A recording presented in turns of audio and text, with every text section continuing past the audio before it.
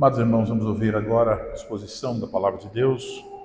Primeira carta do apóstolo João, texto da pregação desta manhã, são os versículos 6 a 12. Inicialmente faremos a leitura do versículo 1 a 5. Assim diz a palavra do Senhor. Todo aquele que crê que Jesus é o Cristo é nascido de Deus. E todo aquele que ama ao que o gerou, também ama ao que dele é nascido. Nisto conhecemos que amamos os filhos de Deus, quando amamos a Deus e praticamos os seus mandamentos. Porque este é o amor de Deus, que guardemos os seus mandamentos. Ora, os seus mandamentos não são penosos, porque todo o que é nascido de Deus vence o mundo. E esta é a vitória que vence o mundo, a nossa fé. Quem é o que vence o mundo, senão aquele que crê ser Jesus, o Filho de Deus? Agora o texto da pregação, versículos 6 a 12. Este é aquele que veio por meio de água e sangue, Jesus Cristo. Não somente com água, mas também com a água e com o sangue. E o Espírito é o que dá testemunho, porque o Espírito é a verdade. Pois há três que dão testemunho no céu. Pois há três que dão testemunho. No céu, o Pai, a Palavra e o Espírito Santo. E esses três são um. E três os que testificam na terra: o Espírito, a água e o sangue. E os três são unânimes num só propósito.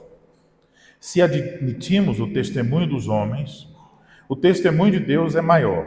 Ora, este é o testemunho de Deus, que ele dá acerca do seu Filho. Aquele que crê no Filho de Deus tem em si o testemunho. Aquele que não dá crédito a Deus o faz mentiroso, porque não crê no testemunho que Deus dá acerca do seu Filho.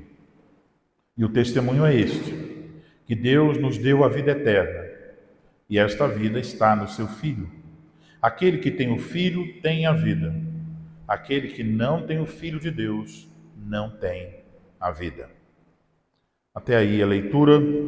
Vamos dirigir ao Senhor a nossa oração.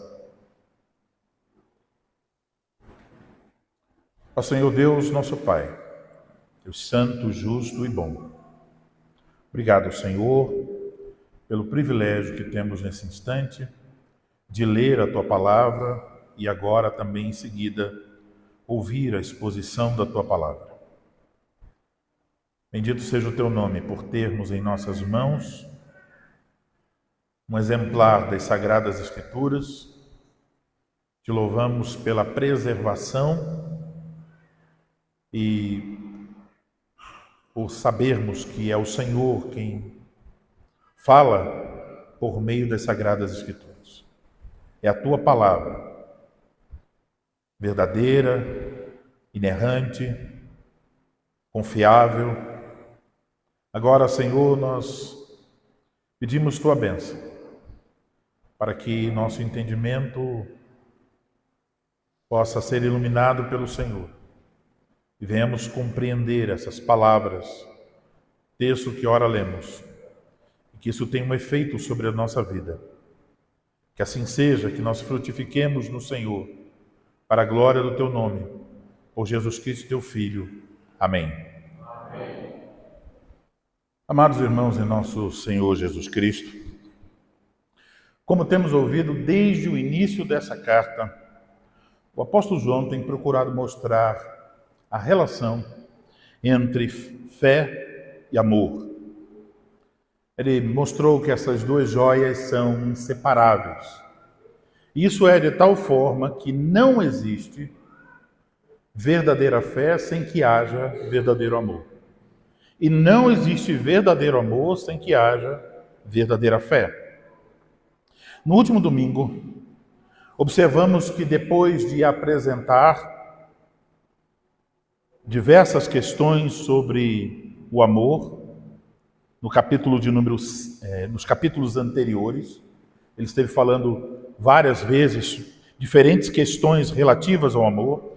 No último domingo, então, no domingo, na verdade, anterior, ouvimos novamente sobre a fé, no capítulo 5, versículos de 1 a 5. João então retomou esse tema. Ele nos diz ali nessa passagem que a verdadeira fé é baseada na revelação e na realidade de que Jesus é o Cristo, o Filho de Deus. Agora, nos versículos 6 a 12, João quer ressaltar a confiabilidade dessa confissão e para isso ele fornece testemunhas. Como vocês podem observar em nosso texto, o tema que une todos esses versículos, do 6 ao 12, é justamente a questão do testemunho.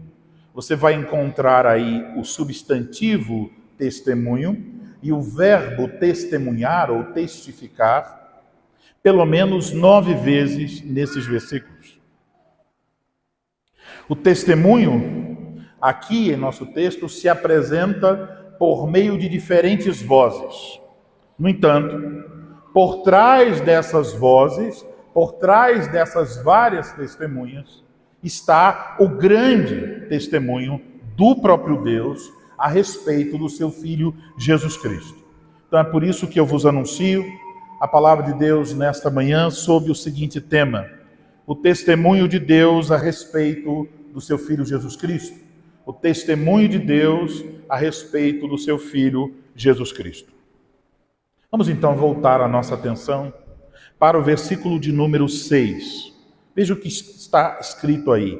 Este é aquele que veio por meio de água e sangue, Jesus Cristo. Não somente com água, mas também com a água e com o sangue. Observe que João ainda está falando a respeito de Jesus. Ele diz, este é aquele. Ainda é sobre o assunto, o tema, o Senhor Jesus Cristo. Nos versículos anteriores, João diz que Jesus é o alvo da nossa fé. Observe capítulo 5, versículo 1. Todo aquele que crê que Jesus é o Cristo é nascido de Deus. Agora observe versículo 5.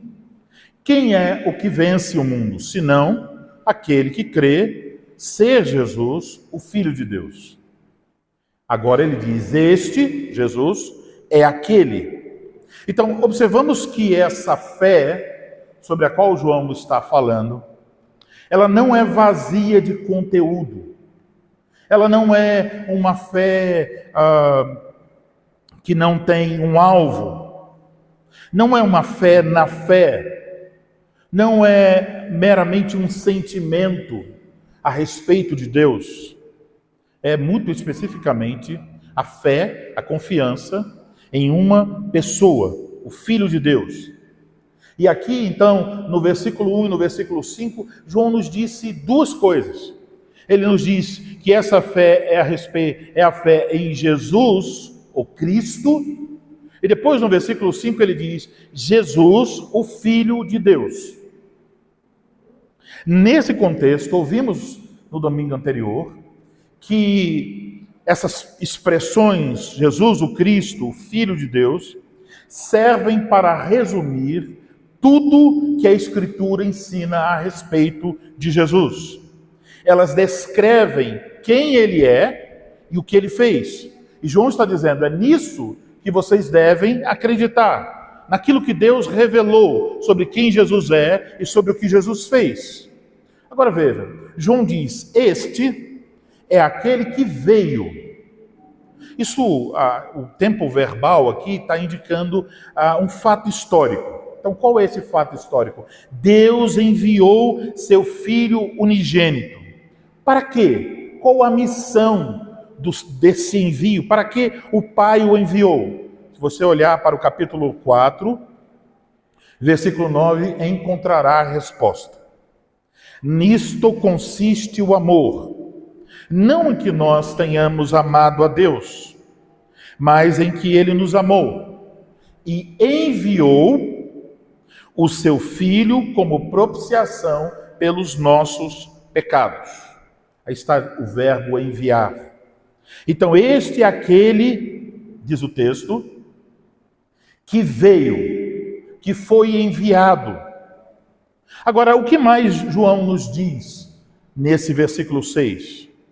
Este é aquele que veio por meio de água e sangue. Jesus Cristo, não somente com água, mas também com água e com sangue.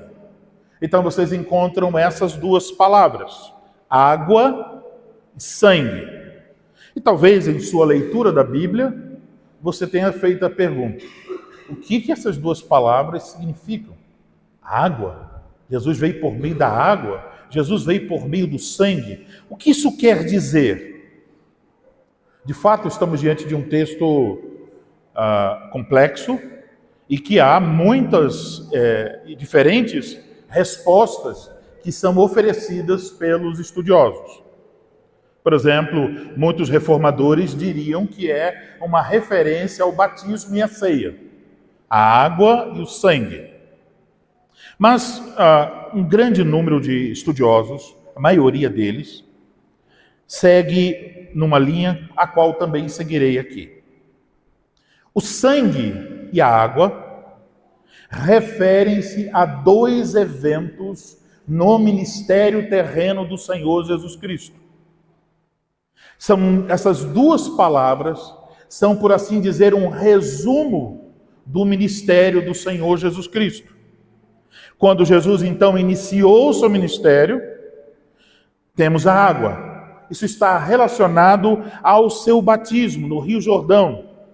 Quando ele foi batizado por João Batista, quando o Espírito Santo desceu sobre ele como uma pomba, e quando o Pai testificou: este é o meu Filho amado, em quem me comprazo. Isto é a água. O início do ministério de Jesus. Mas depois temos o sangue. O sangue está relacionado ao final do seu ministério terreno. Está relacionado com a sua crucificação, a sua morte. O sangue aqui é uma palavra para resumir o sofrimento e a morte do Senhor Jesus Cristo. Portanto, pelo batismo, água, Jesus Cristo, aquele que foi enviado pelo Pai, assumiu 3 ofícios, quando ele foi batizado e ungido com o Espírito Santo. Crianças, vocês podem lembrar desses 3 ofícios? Jesus Cristo é o nosso profeta, sumo sacerdote e rei. Ele foi colocado como o Cristo, o ungido de Deus, para tornar-se então o nosso Salvador. Agora, quando chegamos ao final do seu ministério, o sangue, a morte na cruz, agora ele vai então cumprir a missão a qual foi designado. Então, no batismo temos a designação e na cruz temos o cumprimento dos seus ofícios, principalmente no que tange as questões da nossa salvação. Ele ali então se fez a propiciação pelos nossos pecados. Ele aplacou a ira de Deus contra nós. Ele removeu a injustiça e o pecado. Agora, observem que João oferece aqui nesse versículo 6 uma qualificação adicional. Porque ele não... Veja o que ele diz. Ele diz assim: Jesus veio. Então ele diz: não somente com água, mas também com a água e com o sangue. Por que tem esse adicional? Não somente com água, mas com a água e o sangue. João está lidando aqui provavelmente com o ensino dos falsos mestres que haviam abandonado o ensino apostólico a respeito de Jesus. Aqueles mesmos que nós ouvimos tantas e tantas vezes nesta série de exposições. Eles são chamados na carta de anticristos. João está querendo ressaltar aqui que o que ele crê a respeito de Jesus era diferente daquilo que criam os falsos mestres. Nós podemos notar nesta expressão o que não estava em disputa. O que não está em disputa? O que repete nas duas colocações. Este é aquele que veio, diz assim, não somente com água, mas também com água e com sangue. O que repete é a água, não somente com água. Então, a água parece ser o elemento que os falsos apóstolos, os falsos mestres, poderiam concordar. Então, eles poderiam dizer, Jesus veio por água. Mas aqui está o ponto da disputa. Não é só água. Jesus também veio por sangue. O que isso quer dizer? Para entender isso, nós precisamos pensar um pouco sobre a história da igreja. Pensar nas heresias que estavam sendo ensinadas já desde o primeiro século, as quais João está combatendo nesta carta, e outros apóstolos as combateram. Essas heresias depois sofreram mutações, evoluções, e deram muito trabalho à igreja no século II, III e IV. Heresias a respeito de Jesus Cristo. Então, uma heresia que esses grupos defendiam, e inclusive há um homem bem famoso chamado Cerinto, era defensor dessa posição, era um problema na cristologia, um problema de encaixar as duas naturezas, a divina e a humana. Então, o que essas pessoas ensinavam? Uma das posições dizia o seguinte, que Jesus era apenas o filho natural de José. Ele não nasce, não é Deus encarnando, é só uma criança comum, um rapaz comum, um homem comum, diziam eles. Então, para essas pessoas, esse Jesus foi escolhido para receber o Cristo, o Filho de Deus. E quando eles diziam que isso aconteceu? No batismo. Então, para eles, quando Jesus foi batizado, o Cristo desceu do céu e entrou no homem chamado Jesus. Mas essas pessoas também diziam que quando chegou na hora da crucificação, o Cristo voltou para o céu e lá na cruz ficou apenas um homem chamado Jesus. Isso é uma heresia antiga. Então, eles negavam que Jesus fosse o Filho de Deus, o Verbo encarnado, a segunda pessoa da divindade. Para eles, Jesus esteve unido ao Cristo apenas por um momento, do batismo até antes da crucificação. Então, o sangue aqui é apenas o sangue de um homem comum e não mais alguém que tem duas naturezas. Então, os falsos mestres negavam a encarnação, negavam a união das duas naturezas do nosso Senhor Jesus Cristo. E dessa forma, eles faziam com que a expiação perdesse o seu valor. Por isso eles negavam até a existência do pecado. Capítulo 1, versículos 8 e 9. Quando alguém diz, eu não tenho pecado, João diz, faz de Deus mentiroso. Então essas pessoas estavam com um problema, um erro, uma heresia na cristologia, que tinha um efeito sobre as questões da salvação. Agora, uma vez que para esses hereges, a junção de Jesus, o filho de José, com o Filho de Deus, se deu no batismo, então eles não teriam problema de dizer o quê? Ele veio por meio da água. Portanto, ao enfatizar que o mesmo Jesus veio, que foi batizado na carne, morreu na carne, água e sangue, João está combatendo esta heresia. Não só na água, Mas a cruz é o mesmo Jesus. Não é outro Jesus, não é apenas um homem. É Jesus plenamente Deus e plenamente homem na cruz. Jesus é completamente o Filho eterno de Deus, desde seu nascimento até a sua morte. E após a morte, até em sua ressurreição e para todo sempre.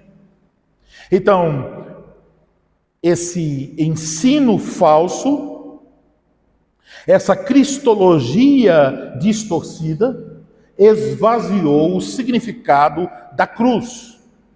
Por isso, eles são chamados de anticristo. Então, observem, meus irmãos, essas pessoas, se elas estivessem em nossos dias, como vocês acham que seria? Elas teriam um prédio? Sim.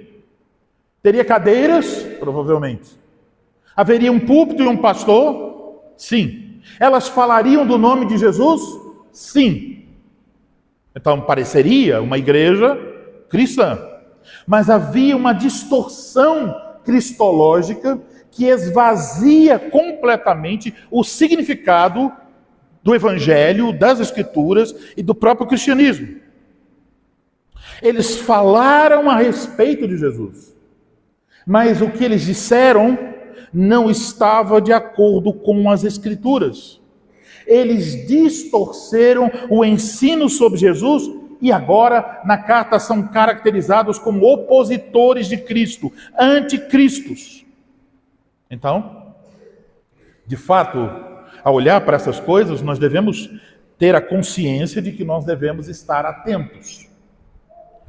Qualquer pessoa deve se perguntar não só se Cristo é o centro do ensino e da pregação, mas também deve observar o que se está dizendo a respeito de Jesus. E mais, o que está sendo omitido a respeito de Jesus. Para muitas pessoas dos nossos dias, não importa o que você acredita a respeito de Jesus. Talvez você já teve essa experiência, você foi falar do Evangelho para alguém e a pessoa diz, não preciso não, eu já tenho Jesus em meu coração. Mas se você fizer perguntas sobre quem é Jesus, ela não sabe responder conforme a Escritura. Então, essas pessoas têm essas posições que é válido acreditar qualquer coisa a respeito de Jesus, mas o Espírito Santo está nos ensinando aqui que importa sim. A doutrina é importante, o conteúdo da fé é importante, o credo é importante. Nossa fé não pode ser baseada em opinião e preferências, ou por adequações culturais. A nossa fé precisa ser biblicamente fundamentada. Tem que ser de acordo com o que Deus revelou a respeito de Jesus no Antigo e no Novo Testamento. Agora que entendemos as duas palavras, água e sangue, em apoio a esses dois eventos históricos que testemunham a respeito da divindade e a humanidade de Jesus, João apela agora para o testemunho do Espírito Santo. Ainda no versículo 6, e ele diz, e o Espírito é o que dá testemunho, porque o Espírito é a verdade. O testemunho do Espírito é necessário. Por quê?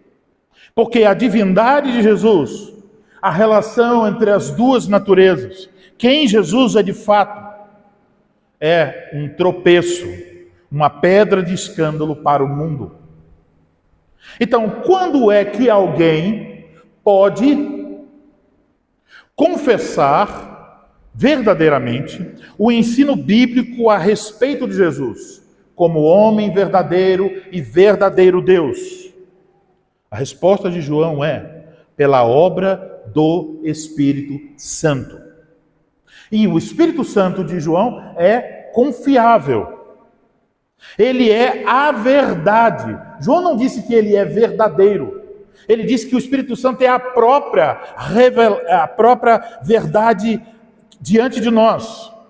E Jesus se referiu ao Espírito Santo como a verdade no seu discurso no cenáculo, lá no capítulo 14, 15 de João. Ele chamou o Espírito Santo 3 vezes o Espírito da verdade. Por exemplo, em João 15, 26, ele diz assim: quando, porém, vier o Consolador, que eu vos enviarei da parte do Pai, o Espírito da verdade, que dele procede, esse, o Espírito da verdade, esse dará testemunho de mim.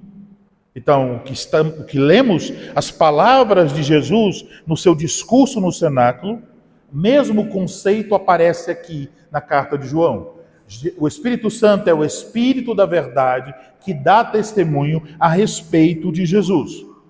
Então, quando você estuda o quarto evangelho, as cartas de João, por exemplo, e procura pelo papel do Espírito Santo, você encontrará isso. O papel dele está vinculado a dar testemunho a respeito, testemunho da verdade sobre Jesus. Como ele faz isso? Ele faz isso por meio da sua palavra. Ele faz isso por dar convicção interior ao homem de que a palavra está falando a verdade. Então, nós não somos capazes de confessar o ensino bíblico a respeito de Jesus por causa de nossa capacidade intelectual. Nenhum de nós deve encher o peito e dizer: eu conheço a verdade porque eu sou um estudioso da verdade. Meus irmãos, a única razão para nós não abraçarmos qualquer mentira a respeito de Jesus não se encontra na nossa capacidade, mas na operação graciosa do Espírito Santo de Deus de dar testemunho da verdade em nosso coração. Ele nos guia na verdade. Ele nos faz abraçar e nos deleitarmos na verdade a respeito de Jesus. Então, qualquer um de nós poderia estar agora fora da igreja de Cristo, crendo 1000 mentiras a respeito de Jesus. E se não estamos, é porque Deus tem sido gracioso em nos dar o seu Espírito Santo para nos dar testemunho da verdade a respeito de Jesus. Então, é incoerente advogarmos conhecimento bíblico e teológico e sermos orgulhosos.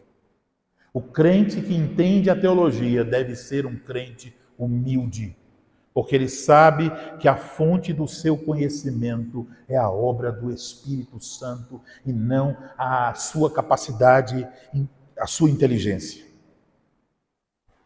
Então, devemos atentar para o fato de que a pregação que deixa Jesus de lado, por exemplo, a pregação que, deixando Jesus de lado, passa a enfatizar tão somente a obra do Espírito Santo, trocando então o Evangelho por sinais, por milagres, por experiências, é um problema tão sério quanto o problema lá vivido por João. Porque é uma retirada de Cristo e coloca-se outra coisa, outra pessoa no seu lugar.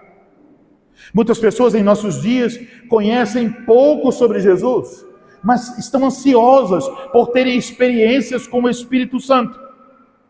Elas querem milagres, elas querem sinais, elas querem experimentar o poder, elas querem sentir alguma coisa. Mas elas não sabem as coisas mais básicas sobre quem é Jesus. Pergunte a elas qual o significado do nome Jesus. Não sei. Qual o significado do termo Cristo? Não sei. Então, essa artimanha de tirar o centro do centro Cristo e colocar o Espírito Santo pode parecer algo extremamente espiritual, mas no final das contas é infernal. É artifício do pai da mentira, para desviar de Cristo e de tudo que Ele é, e de tudo que a Escritura ensina a respeito dele, para outra pessoa da Trindade, e fazendo isso de modo errado, porque o Espírito Santo nos foi dado para dar testemunho a respeito da verdade em Cristo Jesus. Então, quando você encontrar alguém cuja pregação está sempre centrada no Espírito Santo, que uma pregação de Cristo é colocado de lado, uma pregação que parece estar cheia do Espírito Santo, porque a pessoa alega ter sinais, sentir coisas, ter visões, apresentar profecias e etc., apesar de toda a poeira, apesar de toda a purpurina, apesar de todas as luzes, com base nessa passagem, se Cristo não é o centro dessa pregação, você pode dizer sem medo, não é o Espírito Santo quem está falando aqui. O Espírito Santo nos leva a Cristo. Ele dá testemunho a respeito de Jesus. Agora, entendendo isso, devemos olhar para o versículo 7. Pois há 3 que dão testemunho, diz o texto. 3. Tanto no Antigo quanto no Novo Testamento, questões importantes são decididas com o testemunho de 2 ou 3 testemunhas. Por exemplo, em Deuteronômio 19:15, a Escritura diz: pelo depoimento de 2 ou 3 testemunhas se estabelecerá o fato. E aqui então lemos, versículo 7, pois há 3 que dão testemunho. Até aí, fica claro, até aí está fácil. Mas meus irmãos, temos que lidar agora com uma complexidade. Se você tem a Bíblia Almeida Revista e Atualizada, você encontrará 2 conjuntos de 3 testemunhas. Tem 3 testemunhas que dão, 3 que dão testemunho no céu, João fala. O texto escreve, né? E 3 que dão testemunho na terra. No entanto, aí temos que lidar com essa dificuldade. Pois você pode notar em sua Bíblia que parte do versículo 7 e o começo do versículo 8 estão entre colchetes. Quando você encontra colchetes na Bíblia, vocês sabem o que é? Significa que essa parte do texto não está em todos os manuscritos. Isso não significa que nós automaticamente devemos ignorar todos os textos entre colchetes, suprimindo todos eles, mas também não significa que nós devemos aceitar todos os textos que têm colchetes. Precisamos avaliar cada caso e tomar decisões diante das evidências de cada caso. E é interessante. O que eu vou dizer agora sobre esta passagem é a primeira vez que eu digo em mais de 20 anos de ministério. Então, não o faço sem estar tremendo para dizer isso. Mas há uma responsabilidade. A Escritura proíbe 2 coisas: tirar e acrescentar qualquer coisa à Escritura. Então temos que lidar com essa dificuldade que temos esse texto entre colchetes. Parte do versículo 7, início do versículo 8. Então, podemos pensar nas evidências apresentadas pelos estudiosos. Essa parte que está entre colchetes, que fala de 3 testemunhas no céu, o Pai, a Palavra e o Espírito, e 3 testemunhas na terra, essa parte, ela só aparece dentre os milhares de manuscritos, ela só aparece em 8 manuscritos gregos. Todos eles datados em cerca de 1400. São manuscritos recentes. Então isso, a quantidade de manuscritos, a data dos manuscritos, nos coloca em alerta. Então, qual é a evidência mais antiga para esse colchetes? É em manuscritos latinos, ou seja, o manuscrito que copia o texto original estava em grego. A cópia do texto original é em grego. Então temos aqui manuscritos latinos, ou seja, pegou o texto original em grego e passou para o latim. Nesses textos latinos temos então manuscritos do século VII. Por isso a Vulgata, a versão latina das Escrituras, optou por deixar essa parte e isso acabou influenciando as versões, as traduções posteriores. Diante dessas evidências, a maioria dos estudiosos, e não estamos falando aqui de pessoas liberais que duvidam que a Bíblia seja a palavra de Deus, mas de estudiosos ortodoxos, pessoas fiéis, teólogos fiéis, e a maioria deles diz que é provável que esse texto, que está entre colchetes, não faça de fato parte da carta original de João. Então, ao dizer isso, eu preciso reafirmar algumas coisas. Primeiro, que eu creio firmemente que a primeira carta do apóstolo João é originalmente a Escritura, a palavra de Deus. Ela é inerrante, ela é Deus falando. E ao mesmo tempo em que reitero isso, também devemos reconhecer que nenhum estudioso pode afirmar com toda certeza que essa parte é a palavra de Deus. No mínimo, há uma dúvida sobre esses colchetes. É chamado, inclusive, de vírgula de João.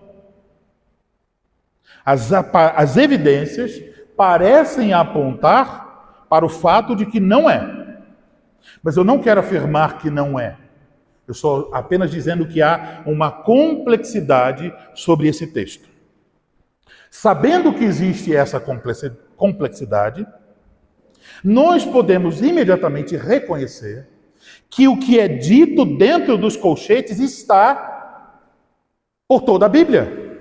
O Pai, a Palavra e o Espírito Santo dão testemunho no céu. Isso é verdade. A doutrina colocada nos colchetes é verdadeira, não há dúvida, porque ela é apoiada por toda a Palavra de Deus. E o que nós lemos aqui se encaixa e é enfatizado pelo próprio contexto. No versículo 6, lemos o quê? O Espírito Santo dá testemunho a respeito de quem? De Jesus. A água e o sangue é o próprio Cristo dando testemunho a respeito de quem? Dele mesmo. E o Pai, no versículo 9, dá testemunho a respeito de Jesus. Então a verdade, a mesma verdade, é ensinada nesse texto. Então vocês devem perceber isso. Além disso, essa passagem, caso ela não seja do texto original, ela não atrapalha a compreensão a respeito da doutrina da Trindade. Porque nós temos muitas outras passagens que provam claramente que as três pessoas são o único e verdadeiro e eterno Deus. É importante também saber que nos primeiros séculos, no meio daquelas disputas trinitárias e disputas a respeito de Jesus, os pais da igreja não usaram esse pedaço aqui para provar a doutrina da Trindade, nem a doutrina sobre as duas naturezas de Jesus. Isso aqui coloca mais uma interrogação. Por quê? Se é uma coisa tão clara como parece ser aqui, por que eles não usaram? Então, estejamos cientes disso.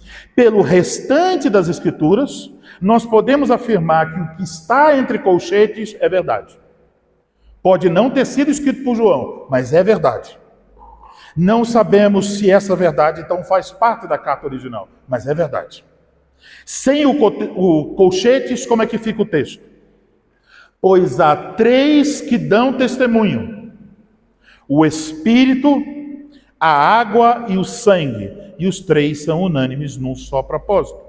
Então temos 3 testemunhas que testemunham da veracidade a respeito de Jesus Cristo, o Filho de Deus. Quais são as 3 testemunhas? O seu batismo, a sua morte e o testemunho interno do Espírito Santo. Observe, tem 2 testemunhos externos, são revelados no Evangelho: batismo e crucificação. E temos um testemunho interno, o Espírito Santo. A prioridade do testemunho aqui é do Espírito Santo, ele é a maior das 3 testemunhas. E como é que o Espírito Santo testifica a respeito de Jesus? Ele nos diz: olhe para o batismo, olhe para a água. Ele é o Cristo, o Filho de Deus. Olhe para a crucificação. Olhe para o que ele disse, por exemplo, na cruz, citando as palavras do Salmo 22. Ele é o Filho de Deus. Então o Espírito Santo usa a água e o sangue para testificar, para confirmar em nosso coração que de fato Jesus é o Cristo, o Filho de Deus. E João diz, o testemunho dessas 3 testemunhas é unânime. Estão concordando entre si. O Espírito confirma, então, aos crentes a verdade sobre Jesus, que eles ouviram desde o princípio. Agora, olhe para o versículo 9. Lemos o seguinte: se admitimos o testemunho dos homens, o testemunho de Deus é maior. Ora, este é o testemunho de Deus, que ele dá acerca do seu Filho. João continua seu argumento sobre o testemunho a respeito de Jesus como Filho de Deus, o Cristo, afirmando agora a origem do testemunho tríplice. Então temos as 3 testemunhas: a água, o sangue e o Espírito Santo. Mas agora João diz quem está por trás desse testemunho tríplice. Ele diz que é o próprio Deus. Em outras palavras, a própria autoridade e aprovação de Deus são estampadas na verdade do Evangelho sobre Jesus Cristo. João está aqui usando o argumento do menor para o maior. Ele está dizendo: olha, nós costumamos crer no testemunho dos homens. Quanto mais deveríamos crer no testemunho de Deus. O testemunho de Deus é infinitamente maior. Porque Deus é maior. Deus é plenamente confiável. Ele não pode mentir. Agora, esse testemunho é maior por 2 razões. Porque Deus é maior e porque o assunto do testemunho é maior. É o próprio Filho Jesus Cristo. Então, quando o Pai nos envia essas 3 testemunhas, a água, o sangue e o Espírito Santo, ele está testificando para nós, está nos ensinando sobre o seu Filho Jesus Cristo. Então, como é que nós recebemos o testemunho dos homens e nos recusaremos a aceitar o grande testemunho de Deus? A razão pela qual devemos aceitar o verdadeiro testemunho de Deus sobre o seu Filho é dada no versículo 10. Vejamos.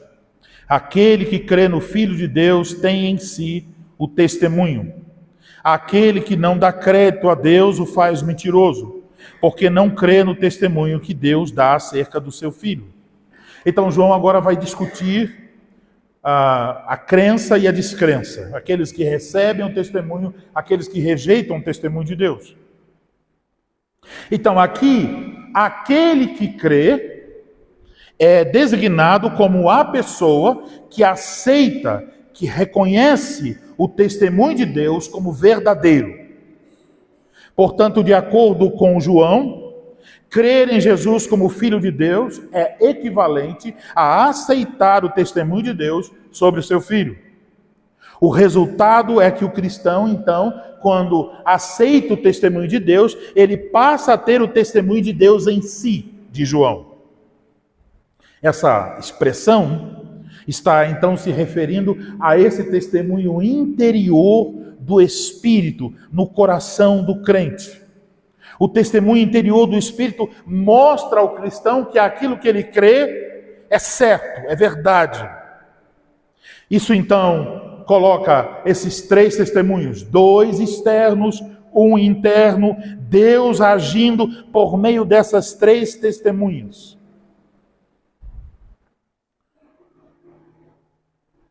Essas três testemunhas são o testemunho de Deus a respeito de Jesus. Quando alguém rejeita a isso, o testemunho no Evangelho, o testemunho, o chamado interno, quando alguém está em rejeição a este testemunho, está dizendo: Deus é mentiroso. Deus está dando testemunho, mas eu não acredito no que Deus diz. Então veja, Deus falou, Deus agiu, e tudo isso com absoluta clareza. O testemunho de Deus a respeito de Jesus foi dado. As coisas não foram feitas de modo oculto, secreto. O testemunho é público. Então isso quer dizer que há uma consequência muito clara para alguém que rejeita ou ignora o testemunho de Deus. Essa consequência pode ser percebida nos versículos 11 e 12.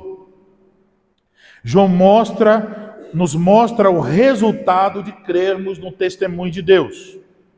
Eis o que diz: e o testemunho que Deus nos deu, e o testemunho é este, que Deus nos deu a vida eterna, e esta vida está no seu Filho. Aquele que tem o Filho tem a vida, aquele que não tem o Filho de Deus não tem a vida. Observe, estritamente falando, João parece que vai dizer qual é, e o seu testemunho é este. Parece que ele vai dizer qual é o conteúdo do testemunho. Mas o que João faz é dizer qual é o resultado do testemunho. E o resultado é este: a vida eterna.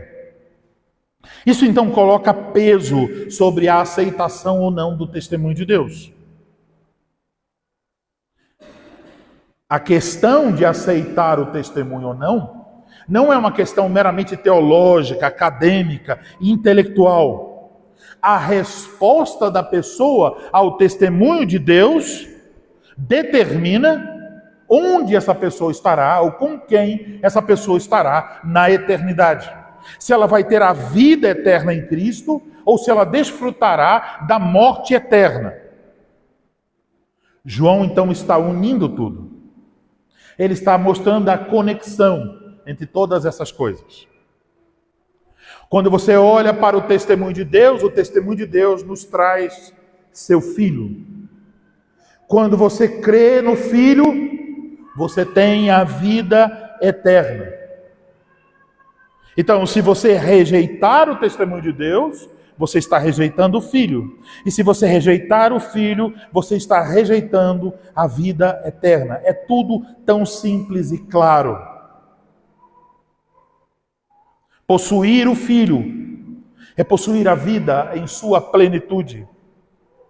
Manter a fé bíblica, o que a Bíblia diz sobre Jesus, é possuir o próprio Cristo e ter nele agora, não no futuro, o verbo está no presente, agora, a vida eterna.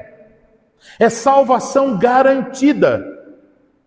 Agora, qual é o ponto enfatizado por João nos versículos 11 e 12? O ponto é que você só pode obter a vida eterna através do Filho de Deus. O testemunho de Deus é o seguinte: é que o único meio pelo qual alguém pode receber a vida eterna é através de Jesus Cristo. Então, em última análise, o que importa aqui é o nosso relacionamento com Jesus. E essa vida que nós recebemos dele é já desfrutada agora. Ela não é uma conquista que merecemos, mas ela é descrita aqui como algo que nos é dado, um presente de Deus, uma dádiva de Deus. Então, entendam a graça de Deus. Deus vem até nós, mortos em nossos pecados, merecedores de sua ira. Ele nos apresenta o testemunho da água, do sangue. Como podemos crer nesse testemunho? Ele age em nosso coração pelo Espírito Santo, que dá testemunho também. Deus nos convence pelo seu Espírito Santo de que o Evangelho diz a respeito de Jesus, da sua encarnação e da sua morte, é a verdade.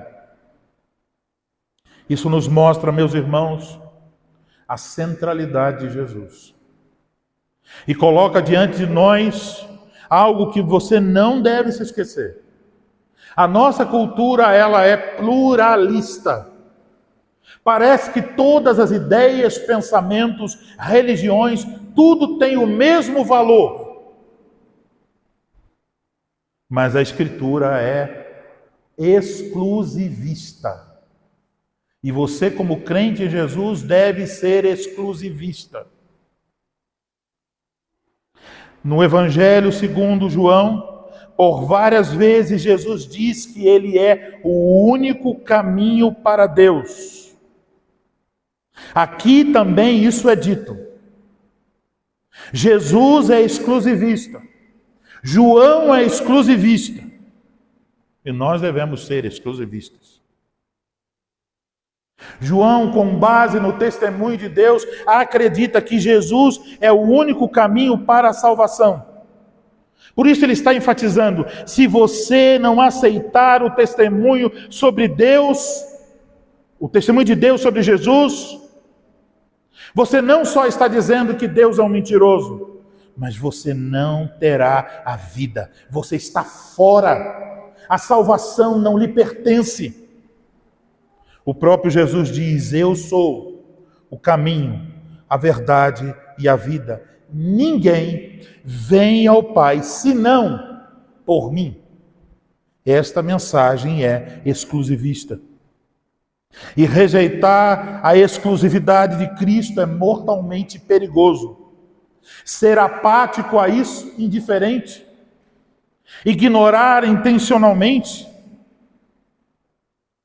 é acúmulo de tolice. E João está dizendo: não seja tolo. Abrace Cristo tal como revelado no Evangelho. Aceite o testemunho de Deus a respeito do seu Filho. Creia que Jesus Cristo é o Filho de Deus. Que Ele é o Cristo. Que Ele se revelou para morrer como propiciação pelos nossos pecados. Então, meus irmãos, será que pensar corretamente sobre Jesus é importante?